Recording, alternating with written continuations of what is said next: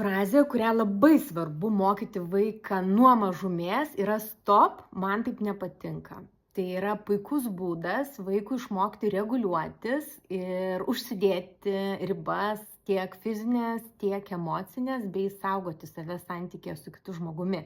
Kodėl tai yra svarbu? Tai yra svarbu todėl, kad mes nei vienas negimstame mokėdami skaityti vienas kito mintis ir iš tiesų mūsų fizinės ir emocinės ribos gali būti labai skirtingos ir tai, kas prasidėjo kaip žaidimas, kažkokiu metu gali pasidaryti visiškai nebeskanu ir tada labai svarbu naudoti tą stop, man taip nebepatinka. Lygiai taip pat tam, kad vaikas išmoktų ne tik iškomunikuoti apie savo ribas, bet ir girdėti kitą žmogų, būkit patys pavyzdžiui ir naudokite šitą frazę santykėje su vaiku.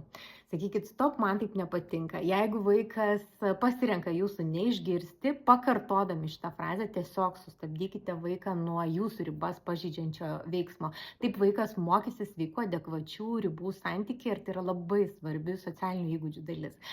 Taip pat labai svarbu mokyti vaiką, kad nėra skundimas, pasakius stop, man taip nepatinka ir būnant neišgirstam, nueiti prašyti pagalbos pas suaugusį žmogų. Skundimas yra tada, kuomet nėra tiesioginio kreipimosi, aš iškart bėgimas pas suaugusį su prašymu padėti.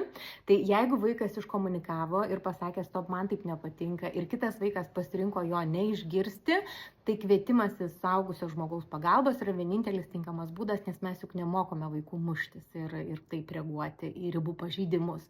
Tai taikykite, mokykite ir jeigu patiko, dalinkite su draugais, tikiu, kad gali būti naudinga. Sėkmės.